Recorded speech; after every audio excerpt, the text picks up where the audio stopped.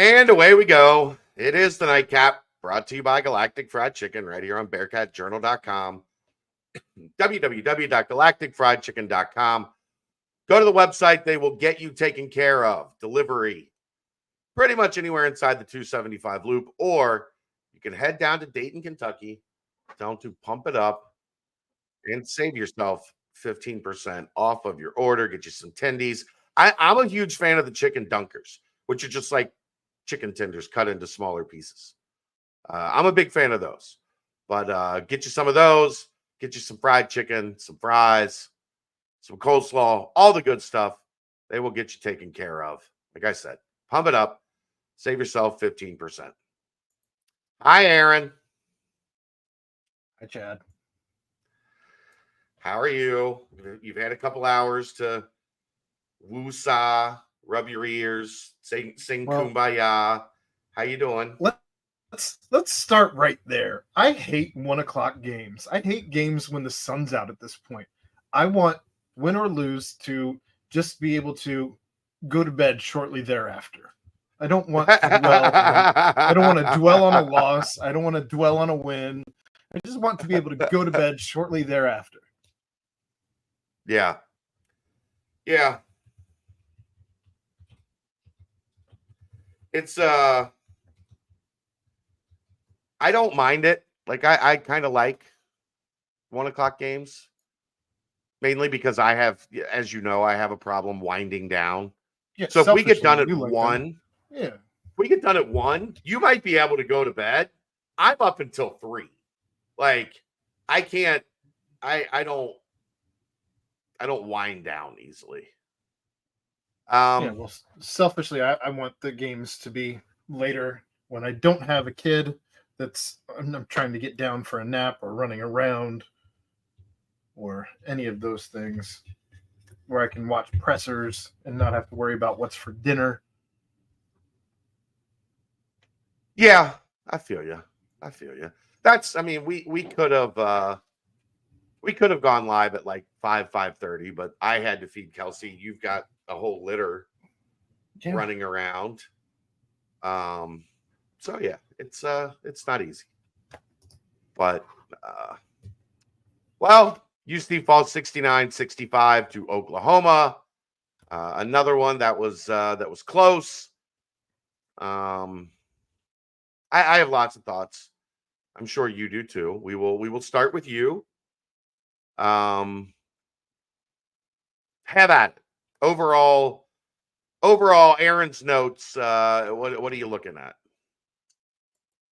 I was frustrated with this game for a lot of reasons. Another 4 minutes to start the game this time. 4 minutes to start the game where you hold an opponent without a single field goal, without a single point for that matter. And rather than having a lead of 10, 12, anything, you have 4. And this is now what, 3 in a row, I think, where you've had 4+ minute droughts for the other team defensively. You've shut the other team completely down, and you've not been able to pull away. And yeah, I mean, as a guy who loves offense more than defense, that's maddening to me. So Oklahoma had 5 points with 12 minutes and 46 seconds left in the, so 7 minutes and 14 seconds. They scored 5 points, and Cincinnati was up 9-5.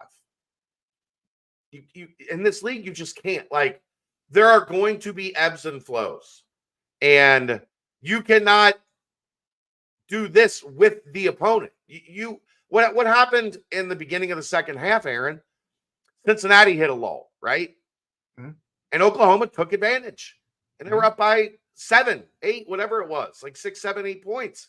And Cincinnati spent the rest of the time fighting out of that deficit. Like, you're exactly right. That is, they played from the jump. They played incredible defense in that first, especially the first 10 minutes of the first half.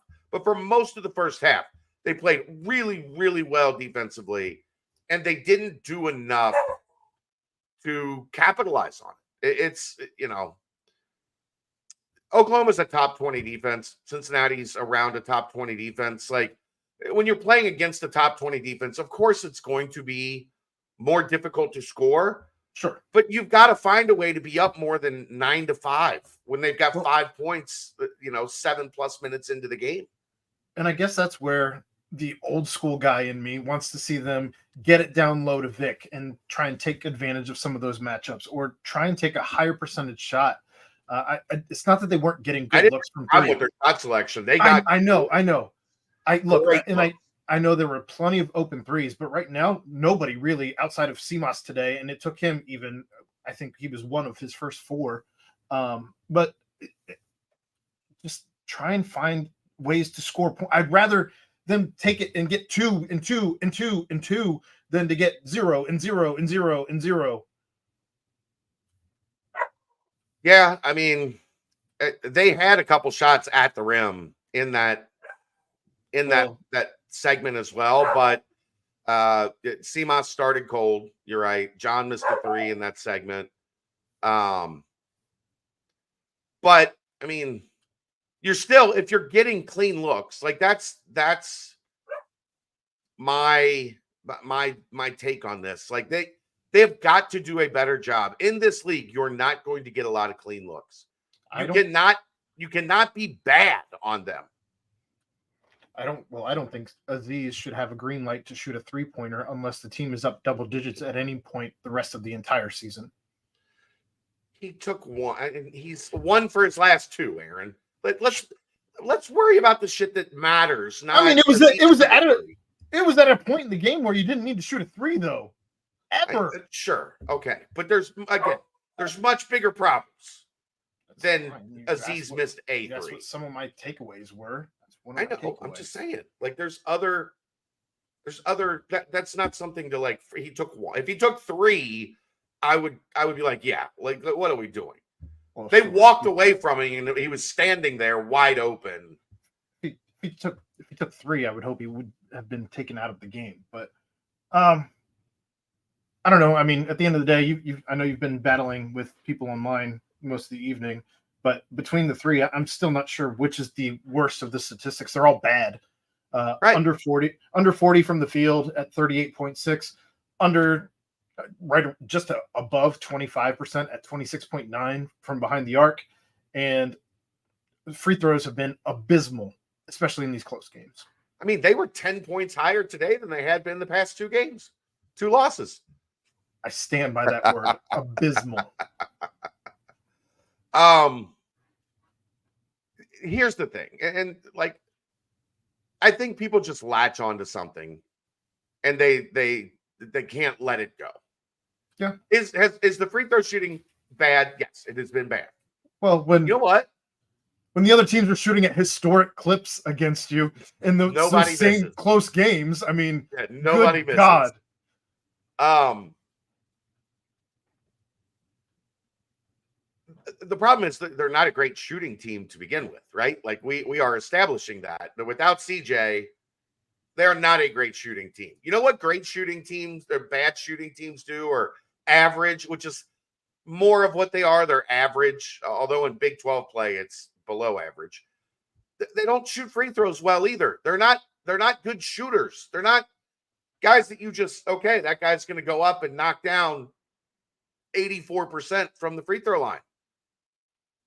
But that's where you got to be good at doing the other things, like out rebounding the other team, or turning the other team over more.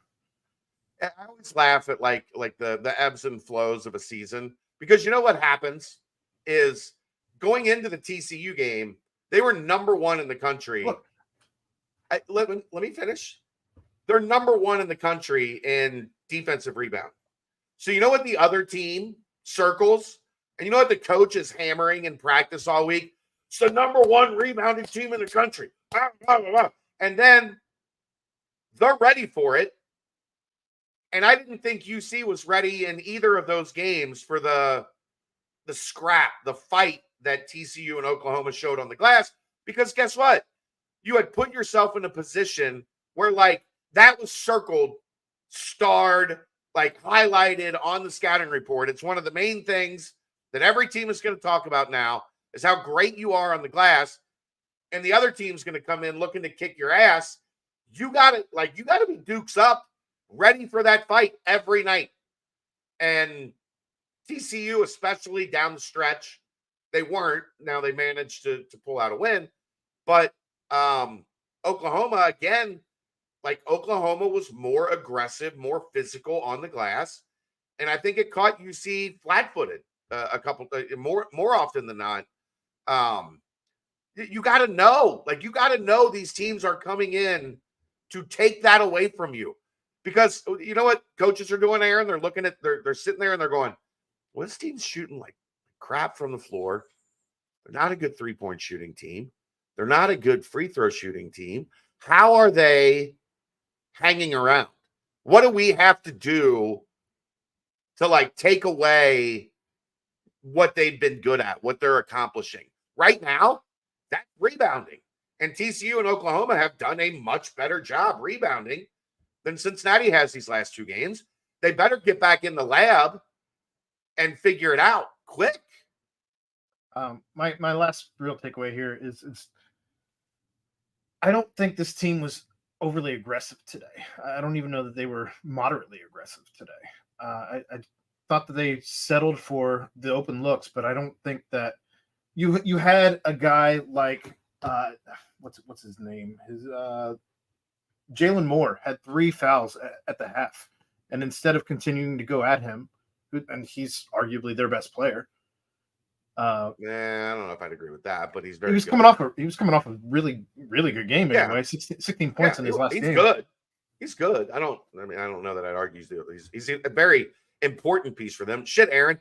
To further your point, I think they picked up the 6th foul on Oklahoma with 9.5 minutes left in the second half, and they didn't shoot a bonus free throw until right before the under 4 timeout.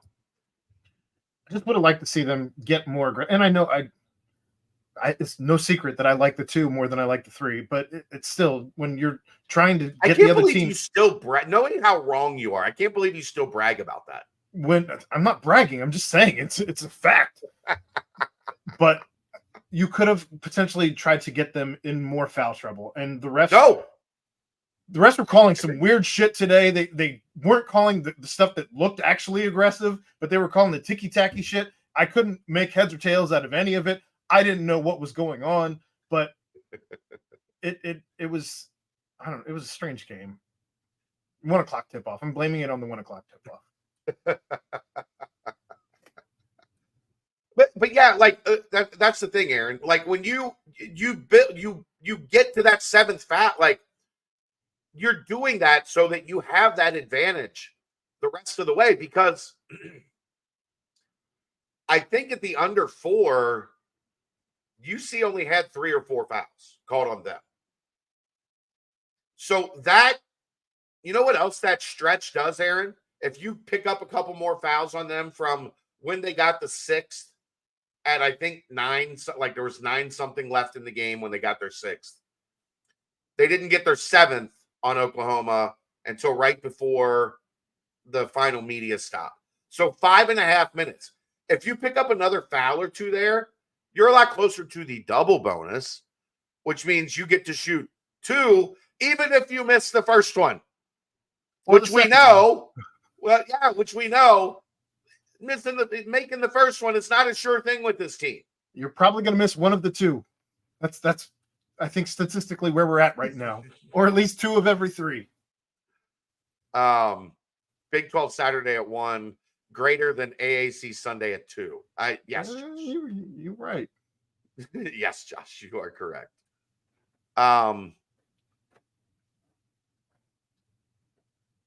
Played too soft on the rebound game, too much standing around from Aziz and Vic, and I thought it was universal. I don't think it was just. Yeah, I think Jamil was also kind of standing around, especially defensively. And Seamoss had 6. Vic had 7 rebounds. Seamoss had 6. Jamil had 2. Yeah, Aziz had 5, and Newman had 5. But It wasn't good enough on the glass against an Oklahoma team that understood, and teams are going to understand this now. It's going to be at the top of their scouting report. If you keep them off the glass, they're in trouble because they are not shooting well from the floor. I think they were 7 of 16 on layups. Yes. That, quick math, 40% roughly. Roughly. You can't shoot 40% on layups. No. It's like shooting 60 some odd percent from the line. Right. They're called free throws. They're supposed to be 3 points. Oh, Jesus. Here you go. That, if you're not a good shooter, you're not a good shooter. It doesn't matter if they're free or not. 43.7%. 43% on layups. You need to be 60, 65% on layups. Like, layups. Well, put your hand up. Especially from your 7-footers. Yeah, they don't break down, unfortunately. No, they don't. What I wish they did. We probably don't want to see those. It's fair.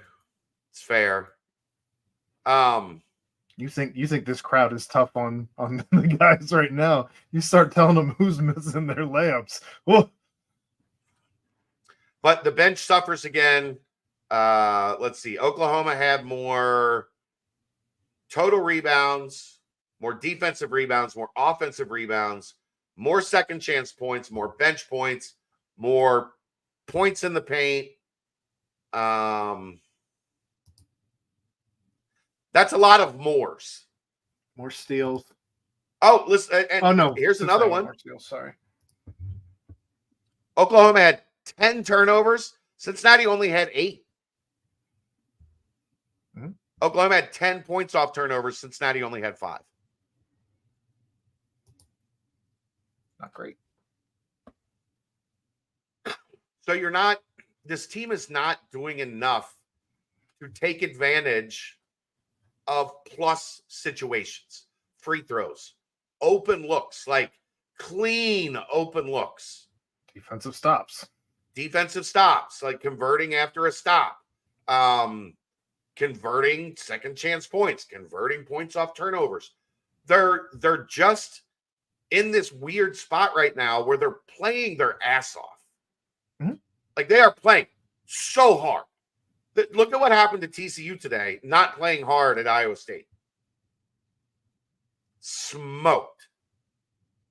They're down by 15 the entire game. Like, if you don't play hard in this league, you're going to get killed.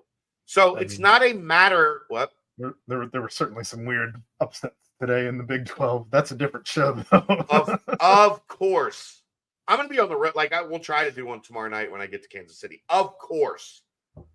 Kansas goes to West Virginia and losing 48 hours before playing Cincinnati. Oh, that's a buzzsaw. It's now a buzzsaw. It's the worst possible thing that could have happened. Yeah. Anyway. And you know what it was? West Virginia they just destroyed them on the offensive glass at the end of the game. Worst possible thing that could have happened. Somewhere, I kept remember somebody saying something about Hunter Dickinson not being a winner. Can't remember where it. Definitely wasn't my co-host. His name sounded like Brad. Brad Chendall. Was it Brad Chendall again? That mother. That guy's always stealing my style. Oh. Yeah, I mean that's the thing, John. Like, that's what's frustrating. Infuriating is not the word. I don't get infuriated anymore. But that's what's frustrated to me is the offense for the most part. And I thought Oklahoma did a good job today. They really pushed Day Thomas out. Cincinnati did not get into their comfort zone where they're running their weave and they're doing their dribble handoffs and their ball screens.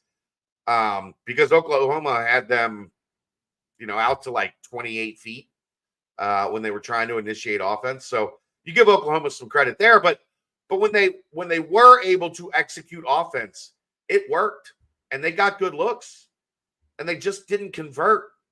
And in this league, man, that can't be like your MO. You can't be the team that runs good offense but can't make any of the shots. That is not who you want to be.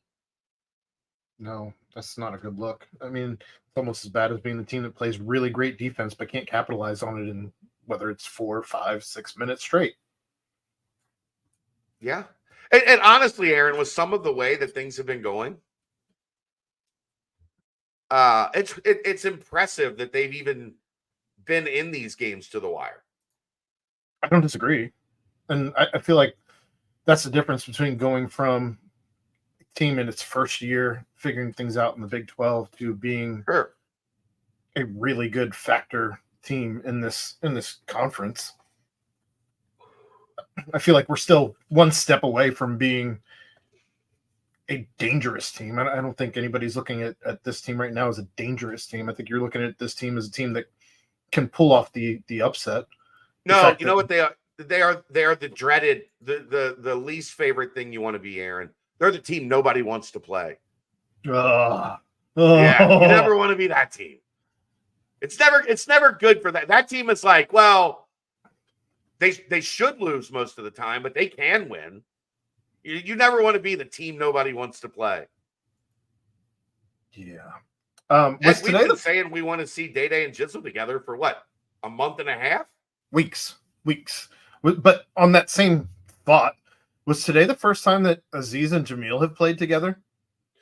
No, it's been small little segments here and there, but today was today was more than we've seen it to this point. I didn't hate it. No. You're going to need to get a little more from Jamil right now. Well, I think that's across the board. Whether it doesn't matter who he's playing alongside. Defensively, I just feel like there were several possessions, especially down the stretch in the second half, where I wanted just to see more energy out of him, whether it was hands up, whether it was fighting tooth and nail for a rebound. If you're going to be a big body, a big presence down low, I want to see you fighting for it. And it's not as if he was in any type of foul trouble. He had no fouls the entire game. You can be a little bit more aggressive, especially with the way that the refs were calling things. They were calling things on hand checks and things more outside around the arc than they were calling things down low, unless there was an Oklahoma guy going to the bucket. But did Jamil score? I mean, were all three of his baskets dunks? Or did he have one layup? Potentially, he may have had a floater, but I know we had the putback dunk, which was amazing. Yeah, and then the one dunk, like on the dump off. Yeah, coming from the bench side, where he clearly got fouled, like bumped so hard he fell down. I think all three were dunks. There were 5 dunks in the game. There were 5 dunks in the game. There were his 3, the lob to Aziz, and John had one, I think. Can't remember if he did or not. Was the D worse in the second half? A little, but not like significantly. I think that Oklahoma did a better job isolating some matchups in the second half than they did the first. And they had what I think are their 2 best players in McCollum and Oweh were more aggressive, looking for their shot offensively. I thought Oklahoma in general was more aggressive, and I think that in the second half, I think I'd agree. All part of what led to them surging back.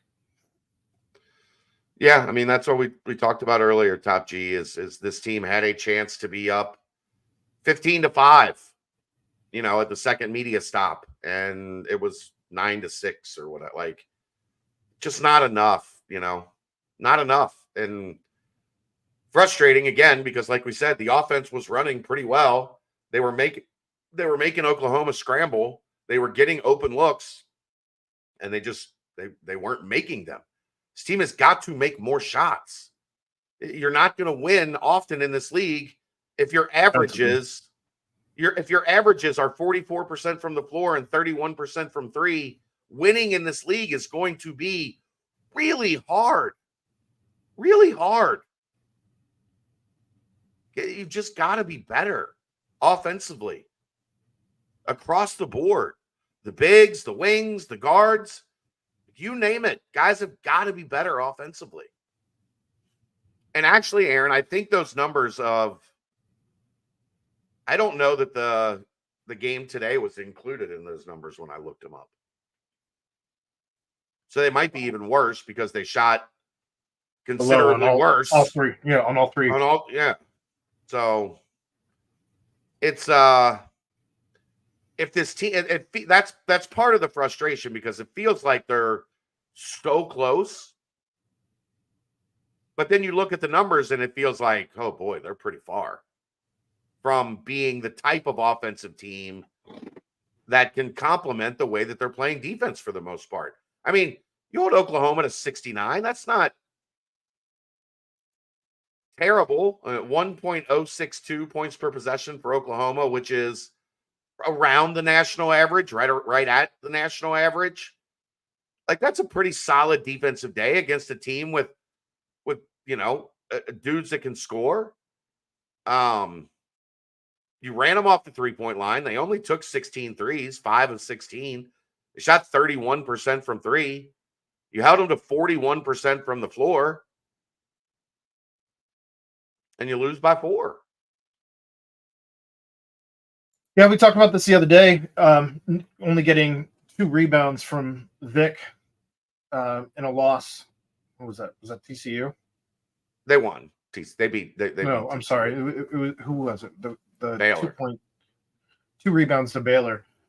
On the flip side of that same coin, I mean, Vic can't only give you 5 points. Yeah, I don't think. You're gonna get your dunks from Jamil, and he's good for a handful of them. But I don't know. Has he gotten double digits yet? Maybe once.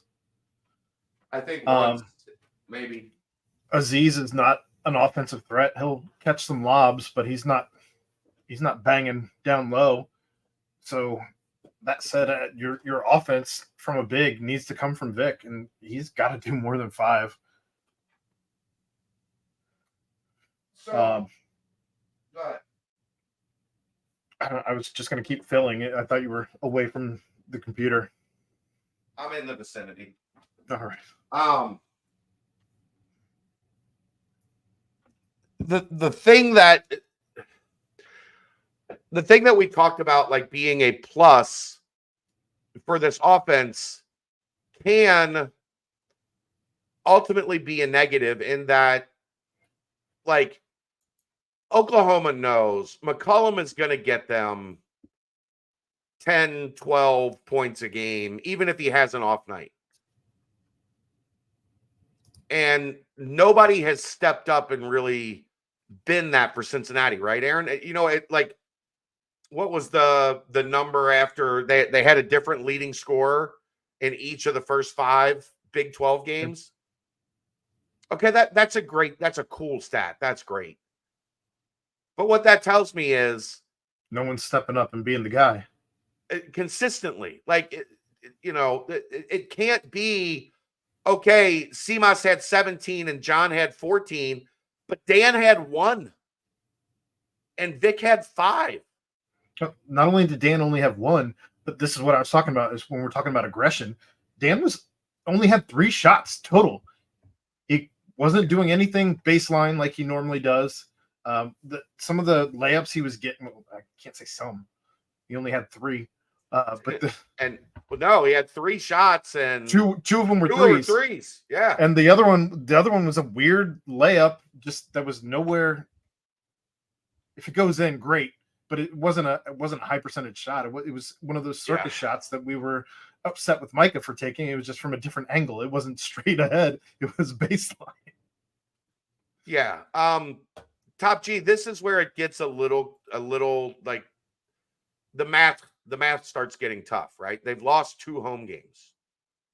To go 9-9 to get to that magic 500 number where you feel comfortable. If you're 500 in this league, you're going to make the NCAA tournament.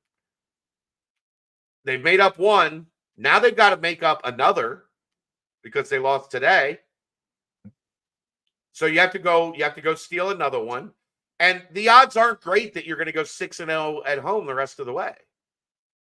Like you're probably going to stub your toe at some point. You primed yourself when you stole one just right out of the gate from BYU. And then you give it back with Texas. Well, now you're -1 in that department. You're 1-2 at home. That's what's so frustrating about this, though, is it's not been any blowout or anything like that. It's 8 points total at home.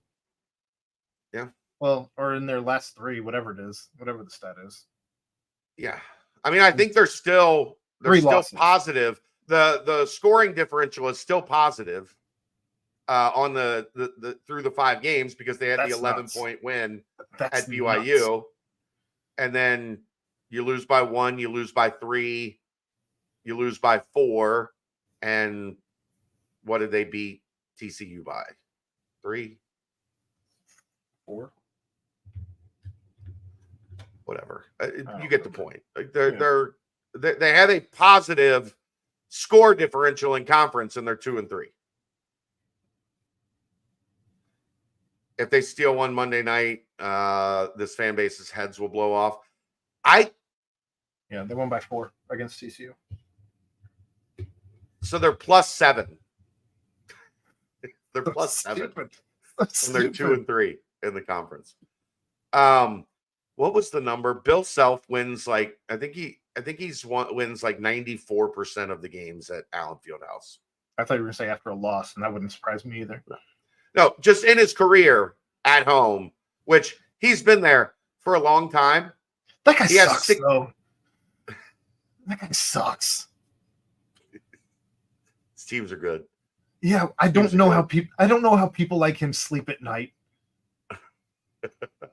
Very comfortably. He makes like $8 million a year. He sleeps very comfortably. When you've got bodies buried everywhere, I don't know how you sleep comfortably at night. Yeah. Anyway. Yeah. That guy sucks. What else you want to talk about? I don't know. I'd take him in a heartbeat, but that guy sucks. He does suck, but that's neither here nor there. He wins like 94% of his games at home. Point guard play was not good. Not good from anybody today. Day with 8 points, Jizzle with 5. Jizzle got that in 12 minutes. Day got 8. The assist numbers are going up, Aaron. They had 9 combined assists again. There's clearly been an emphasis drawn on that, and trying to work the ball around rather than lean into yourself as the guy. That said, I know I complained a couple days ago, it feels like, on Day. No, I don't want Day to be the guy leading the team in shots. I also don't know that I want him at 8.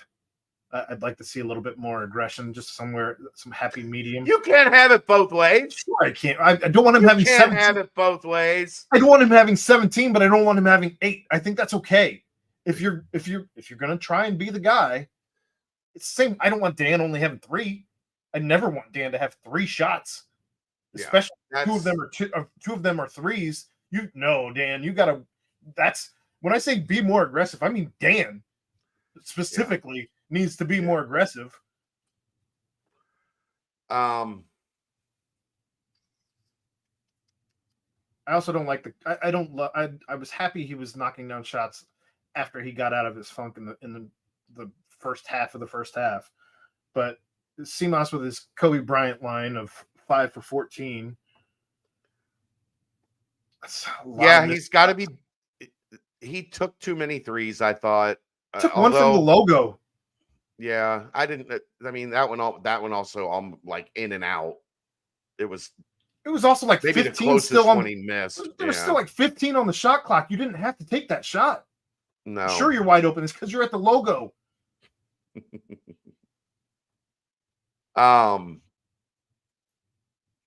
He has got to do more towards the rim.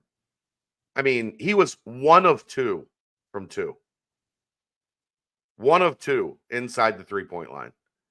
He has got to do a better job playing downhill, because that opens up, I think that opens up him as a passer when he's playing off the bounce and able to draw the defense and move it. He's your best passer. I think that also gives him more open threes.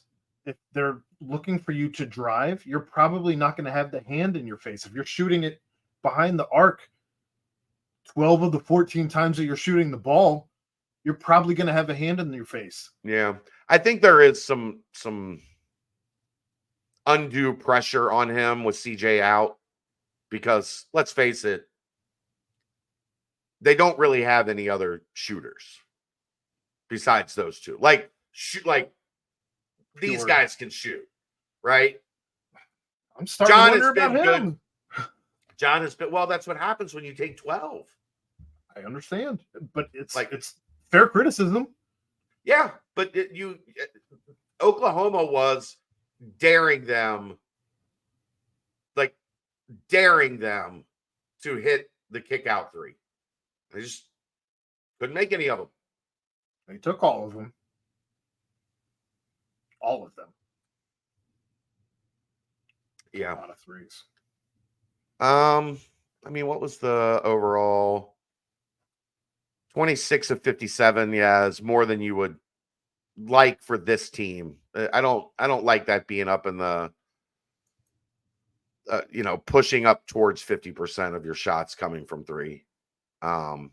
Unless you're hot, like 22 of 57. 22 of 57. Sorry. Yeah. 26. No, they took 20. They were 7 of 26 from 3.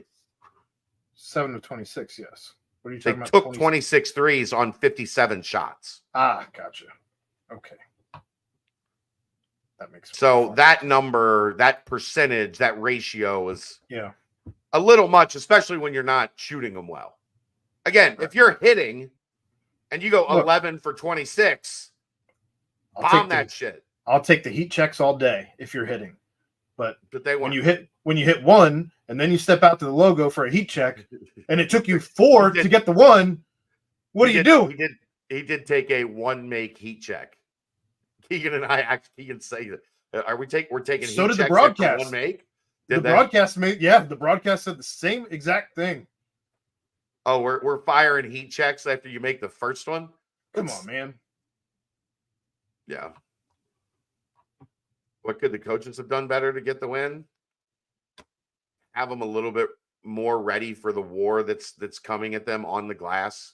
Again, like I said, you have to know that the opponent has that now at the top of their scouting report. They are an elite rebounding team. The numbers coming into this 2-game home stretch said they are an elite rebounding team. And their rebounding is one of the main reasons that they are in the position that they're in. And if you can take that away, you take away a major factor in like what this team needs to do to win. Do you think it's something as simple as starting the game instead of, especially if you're missing several threes in a row or several threes in general before you're hitting anything, looking for aggression and playing downhill and going for 2s just to build the confidence and start to, when you have defensive stops after defensive stops, is it that simple? I don't think it's ever that simple. I don't necessarily disagree with you. I mean, some of it is you have to take what the defense gives you and make them pay for it. And they were giving you wide open threes. You have to hit them. You have to.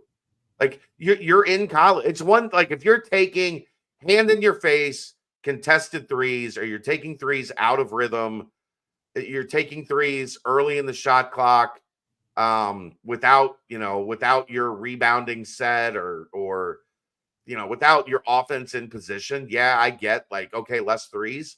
But at this level, Aaron, if you've got kick out, step in, rhythm threes, you have to hit them. You have to hit them. And then guess what? When you do that, then they can't pack the lane and contest your drives, then they have to tag more than one guy. Then the help defense has to be a second late because they're caught in that in between on am I going here or am I going there? And if you miss and you just can't convert on that stuff, playing offense becomes almost impossible because they have already got you in a position where they're taking away any of the stuff that's going to open up your offense, and they're daring you shoot over us. You have to make some. Even looking at Oklahoma, I mean, they only shot 16 threes of their 58 shots. Yeah.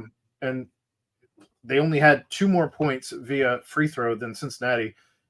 Layups, Oklahoma was also 12 of 25. Not great. No, a lot of block shots. Like it's 7, I think. 7, 5 from Vic alone, 2 from Aziz. Yeah. I don't know. I mean, you see the other team figuring, well, we're not hitting threes. We're 5 of 16. We're not taking 10 more to try and see if we can start hitting them today. We're going to start. Yeah, but Cincinnati wasn't giving them open threes. It's not just as simple as like this is what the stats say. Oklahoma, they're pretty good about not taking contested threes. Like that's part of their offense. If Cincinnati gave them a bunch of open threes, they would have taken them, is what I'm getting at. Yeah. Cincinnati didn't give them a bunch of open threes, so they took what was there and when got aggressive. Yeah. And then they played downhill and played off the bounce, which they have 2 guys, Owa and Uzan, Owe and Uzan that play aggressively downhill, but Moore did it. McCollum was doing some McCollum loves the mid-range. All 6 of his were inside the arc. Yeah, all 6 of his makes were inside the arc. They did a good job. He's a deadly 3-point shooter. Not today. And they did a good job not giving him one. If you go back to what Chris Lepore talked about on Thursday, he loved the shot fake. So shot fake a closeout, get a guy up in the air, like Landers did last year, all year. Shot fake, relocate, get off a quick 3. Cincinnati did a good job, scouting report, assignment defense on him, and not letting him get that like shot fake. They weren't closing out. They weren't jumping at him. So, yeah. I don't know. Frustrating loss. Another close one. Again, you'd like to see them turn the page on these close losses and start to make them close wins. Plural. Well, they've had 5. Plural. They've had 5. They've got 2. But you would feel a lot better going into Monday if you're 3-2, as opposed to staring down 2 and 4 right in the mouth with, none of the stretches are easy, but you have a little bit of an easier stretch coming up after the end of the Kansas game, but you're going to spend that digging out from potentially being 2 and 4. Or you're just going to be playing teams that have beaten the teams at the top of this conference, and who knows how these games go because it's a coin flip every single game. Yeah, somebody said, have we already completed the circle of suck? I gotta imagine that the conference has already completed the circle of suck. No, because Oklahoma State hasn't won a game yet. Ooh, touche. So once Oklahoma State wins a game, I bet it clicks. But yeah, okay, so they get through Kansas, right? And if they win, incredible. If they lose, they're 2 and 4, and you've got UCF coming to town. UCF, in everybody's mind, is a win, right? Except UCF beat Texas and Kansas. Right? Now, they did something today I don't know that I've ever seen before. Are you going to say got in the heads of Texas so badly that they celebrated as if they had won an NCAA championship, jumping around on the court? No, I'm gonna look this up real quick to make sure I got the final number right. OK State's currently winning. Aaron, Chad, what do you think UCF shot from the field today? What do you think their field goal percentage was today against Houston? Well, I did a little homework before this game, or before this podcast, and I did see. I didn't look that stat up, but I did see that UCF only had 14 points at the end of the first half, and that's dreadful.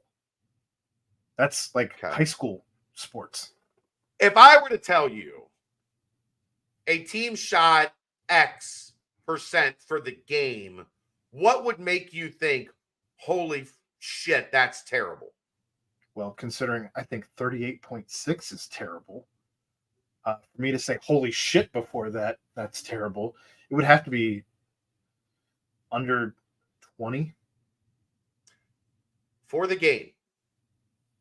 For the game. And they had what, 48 points in this loss? 42. They were 7 of 44 from the field. How many threes? They were 4 of 21 from 3. They shot better from 3 than they did from the field.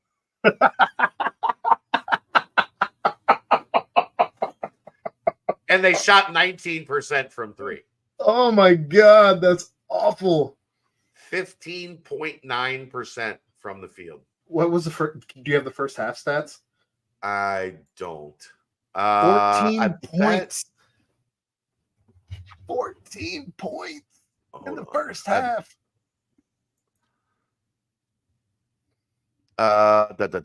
They made 7 shots the whole game, Aaron. The whole game. They made 7 shots. I mean, they did a pretty decent job to only hold Houston to 28 in that 14-point first half. First half. They were 3 of 24 from the floor in the first half. All 3 of them were threes. So they shot 33% from 3, but they were 0 for 15 from 2. If we had a game like that, I don't think I'd be able to do this podcast with you. Everyone, players, coaches, everyone would be catching strays. Yeah, I mean, Houston only shot 34% from the game for the game. It's only a 15-point difference. They only won by 15. It was 57-42, and Houston held them to under 16% shooting for the game. 7 of 44. The only thing that saved them is they were 24 of 33 from the line. 24 33 from the line, yeah. How do you only shoot 44 times in a game? How does that even happen? Yeah. That's such a low number. What are you even doing to only get 44 shots up? Just every shot clock, you run down to 32 before you move. We'll do this again tomorrow night because it's fun. UCF starters. Allen, 5 points, 1 of 7 from the floor. Johnson, 3 points, 0 of 6. Diallo, no points, 0 of 2. Walker, 4 points, 1 of 2. Sellers, 4 points, 0 of 7. They didn't have a single starter score over 5 points. What the hell, Mikey Williams? Apparently, he's not going to be able to play this year. Can't imagine why. Yeah. All right. I don't have a whole lot else to you. I mean, after that, I want to throw up. Be thankful you didn't watch that game. I'm telling you, everyone would be catching. You would probably need to find Keegan or somebody else. I would no holds barred.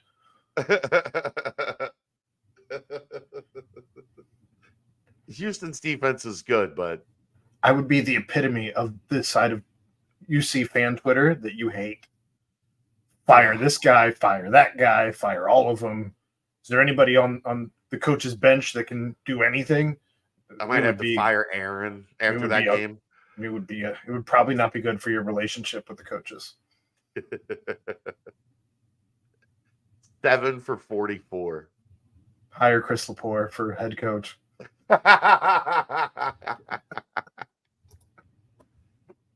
All right, that's gonna wrap it up. I'm getting on the road in the morning, and hopefully tomorrow night we will have a show live from somewhere in Kansas City. That's gonna wrap it up. That's the nightcap. Thanks to everybody for watching. We'll see you next time. Brought to you by Galactic Fried Chicken right here on BearcatJournal.com. See ya!